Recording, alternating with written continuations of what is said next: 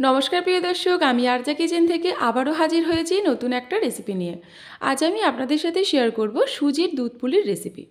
বন্ধুরা, একদম ঘরোয়া উপকরণে, একদম হাতের কাছে থাকা সহজ সরল উপকরণেই এই রেসিপিটি বানিয়ে নিতে পারবেন। এখন যদি মিষ্টি খেতে ইচ্ছা হয় বন্ধুরা, খুব বেশি দোকানে যাওয়ার প্রয়োজন হবে না। এই রেসিপিটি কিন্তু স্টোর করে অনায়াসেই 2 থেকে 3 সপ্তাহ আপনারা ফ্রিজে রেখে দিতে পারবেন। এছাড়া বন্ধুরা, বাড়িতে যদি কোনো অতিথি আসে, অতিথি আপ্যায়নের জন্য এই রেসিপিটি কিন্তু অনায়াসেই বানিয়ে আপনারা তাদের পরিবেশন করতে পারবেন। একদমই যে রেসিপিটি ঘরোয়া তারাও কিন্তু বুঝতে পারবে না। আশা করব তারাও সুখ্যাতি দিয়ে যাবে। তাহলে চলুন বন্ধুরা, বেশি দেরি না করে রেসিপিটা শুরু করি। সুজির দুধ পুলি বানানোর জন্য সবার প্রথমে কিন্তু সুজি অনুযায়ী জলের মাপ ঠিকঠাক করে নিতে হবে। তাই সবার প্রথমে আমি সুজির মাপটা করে নিচ্ছি। আমি এখানে 1 কাপ সুজির দুধ পুলি বানাবো। বন্ধুরা, 1 কাপ সুজিতে কিন্তু অনেকটাই দুধ পুলি হবে, তাই এর থেকে খুব বেশি কিন্তু আমি আর নেব না। এটা কিন্তু আপনারা আপনাদের প্রয়োজন মতোই নেবেন। আমি এখানে দুধ পুলিগুলো বন্ধুরা বড় বড় করে করেছি, তাতেই অনেকগুলো হয়েছে। আর যদি ছোট ছোট করে করা হয় তাহলে কিন্তু এর থেকে অনেকটাই দুধ পুলি হবে। তাই বন্ধুরা, সুজির মাপটা একটু বুঝে শুনে নেবেন। এবার এখানে বন্ধুরা নিয়ে নিয়েছি গ্যাসেতে একটা ফ্রাইং প্যান। এবার এতে দিয়ে দেব 2 কাপ মতো জল। আমি এখানে 1 কাপ সুজিতে 2 কাপ জল ব্যবহার করেছি। এর থেকে কিন্তু বেশি জল আর এখানে ব্যবহার করা যাবে না, আর এর থেকে কমও কিন্তু একদমই ব্যবহার করা যাবে না। জলটাকে কুসুম কুসুম গরম করে নিয়ে এতে দিয়ে দেব স্বাদ মতো নুন। এই সুজিটা মাখতে যে পরিমাণ নুন লাগবে আমি কিন্তু এখানে সেই পরিমাণ নুনই ব্যবহার করলাম। আর দিয়ে দিলাম এখানে খুব সামান্য পরিমাণ সাদা তেল। আপনারা যদি এখানে ঘি ব্যবহার করতে চান তো অবশ্যই কিন্তু এখানে ঘি ব্যবহার করতে পারেন, তাহলে স্বাদটা আরও একটু বাড়বে। এবার দেখুন বন্ধুরা, জলটা কিন্তু ভালো মতো গরম হয়ে যাওয়ার পর আমি এবার কাঁচা সুজিটা এতে দিয়ে দিলাম। সুজিটাকে এবার জলের সাথে খুব ভালোভাবে নাড়াচাড়া করে একটু শুকনো করে নেব জলটা। দেখুন বন্ধুরা, আমরা যে আটা বা ময়দার তাল করি সেরকমই কিন্তু সুজিটাকেও বানিয়ে নিতে হবে। দেখুন, একদম ফ্রাইং প্যানের গা থেকে যখন ছেড়ে যাবে তখন জানতে হবে যে সুজিটা কিন্তু খুব ভালো মতো তৈরি হয়ে গেছে। এবার এটা ঠান্ডা হতে দেব। এবার দেখুন বন্ধুরা, একদিকে আমি 500 গ্রাম মতো দুধ এখানে জাল দিতে বসিয়ে দিয়েছি। আমি 1 থেকে 2 বার মতো দুধটাকে জাল দিয়েছিলাম। এখানে কিন্তু দুধটা খুব বেশি যে ঘন হয়ে গেছে তা নয়, এখন আমি এটাকে ঘন করব।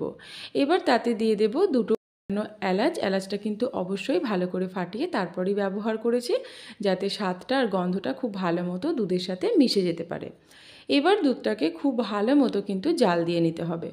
বন্ধুরা, এবার দেখুন লো টেম্পারেচারে দুধটাকে আমি বসিয়ে রাখবো, আর যখনই ওপর থেকে সর কাটবে তখনই দুধটাকে নাড়াচাড়া করে মিশিয়ে দেব। এবার চলে এলাম বন্ধুরা, সুজির যে আমি মণ্ডটা বানিয়ে রেখেছিলাম, এই সুজিটা কিন্তু হালকা একটু গরম আছে। দেখুন, হাত দেওয়া যাচ্ছে না খুব বেশি ভালোভাবে। এই হালকা কুসুম গরম গরমেই এটাকে ভালো করে মেখে নিতে হবে, যাতে সুজিটা একদম মসৃণ হয়ে যেতে পারে সেই মতো ভালো করে মাখতে হবে। আমি এখানে খুব সামান্য পরিমাণ ময়দা নিয়ে নিলাম। এখানে কিন্তু খুব বেশি বন্ধুরা ময়দা নিলে হবে না, সামান্য পরিমাণেই ময়দা নিতে হবে। এবার এটাকে খুব ভালোভাবে মেখে একদম মসৃণ করে নিতে হবে। দেখুন বন্ধুরা, একদম মসৃণ হয়ে গেছে না? এবার এর থেকে লেচি কেটে নেব। আগে দেখিয়ে দিই বন্ধুরা, এই লেচিতে পুর ঢোকানোর জন্য আমি এখানে 100 গ্রাম মতো মিল্ক কেক নিয়েছি। এটা আমি সাধারণ মিল্ক কেক নিয়েছি, চাইলে আপনারা গুড়ের মিল্ক কেকও ব্যবহার করতে পারেন। এবার দেখুন বন্ধুরা, এর থেকে অল্প অল্প করে ডুমো কেটে নেব। লেচিগুলোতে যেন কোনো রকমই ক্র্যাক না থাকে, সেই জন্য কিন্তু ভালো করে এটাকে মসৃণ করে নিতে হবে। দেখুন, এরকম বলের মতো সুন্দর মসৃণ করে নেওয়ার পর হাত দিয়ে ঘুরিয়ে নেব। ঘোরাতে যদি অসুবিধে হয় অল্প একটু ময়দার গুঁড়ো হাতেতে লাগিয়ে নেব। এবার একটা বাটির মতো করে এতে এবার মিল্ক কেকের মিশ্রণ আমি দিয়ে দেব। এটা আমি বন্ধুরা মিল্ক কেক নিয়েছি, চাইলে কিন্তু অবশ্যই আপনারা নারকেলের পুরো দিতে পারেন, সেক্ষেত্রেও কিন্তু খেতে এটা বেশ ভালো লাগবে। এবার দেখুন বন্ধুরা, মুখটাকে মুড়ে এরকম লম্বা ল্যাংচার আকারে শেপ দিয়ে নেব।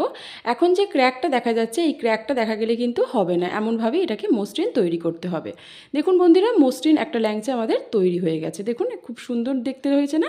একদম ক্র্যাকহীন মসৃণ হয়েছে। এবার এইভাবেই আমি সবকটা বানিয়ে নেব বন্ধুরা। এটা বন্ধুরা করার সময় যেভাবে আপনাদের সহজ বলে মনে হবে, যে পদ্ধতিতে, সেইভাবে করতে হবে। মোটামুটি এর ভেতরে যেন মিল্ক কেকের পুরটা থাকে। আমি এখানে বন্ধুরা আরও একটা পদ্ধতিতে করেছি। হাতে তেলের সাহায্যে এইভাবে মিশ্রণটাকে চ্যাপটা চ্যাপটা করে নিয়ে তার ভেতরে মিল্ক কেকের পুর দিয়ে মুখটাকে ভালো করে সিল করে দিয়েছি। এবার এইভাবে হাতের সাহায্যে চেপে চেপে ল্যাংচার মতো করে নিয়েছি। দেখুন, এই পদ্ধতিতেও আপনারা করতে পারেন। যাই হোক বন্ধুরা, যে পদ্ধতিটা আপনাদের সহজ বলে মনে হবে সেই পদ্ধতিতে আপনারা করে নেবেন। আমার এখানে সবকটাই কিন্তু তৈরি হয়ে গেছে। এবার দেখুন বন্ধুরা, আমি যে গ্যাসেতে দুধটা জাল দিচ্ছিলাম, এই দুধটা কিন্তু অনেকটাই গাঢ় হয়ে গেছে, একদম কমে গেছে। আর সর পড়া মাত্রই কিন্তু আমি খুব ভালো মতো নেড়ে চেড়ে দিয়েছিলাম। এবার এতে দিয়ে দেব চিনি। আমি এখানে আমার প্রয়োজন অনুযায়ী বাতাসা, মিছরি আর চিনি দিয়েছি। এটা আপনারা শুধু চিনি দিয়েও পারলে করতে পারেন, এটাও ভালো হবে, বা গুড় দিয়েও আপনারা করতে পারেন। আমি বাতাসাটা দিয়েছি কালার আর টেস্ট একটু ভালো হওয়ার জন্য। দেখুন কালারটাও বেশ লাল লাল মতো হয়ে গেছে। এবার মিষ্টি যতক্ষণ না পর্যন্ত গলছে, চিনি যতক্ষণ না পর্যন্ত গলছে, ততক্ষণ পর্যন্ত ভালো করে নাড়াচাড়া করার পর এবার এই দুধ পুলিগুলো কিন্তু দিয়ে দিতে হবে। এটাকে ভালো করে একটু ফুটিয়ে নিতে হবে 3 থেকে 4 মিনিটের জন্য, একদম হালকা আঁচেতে।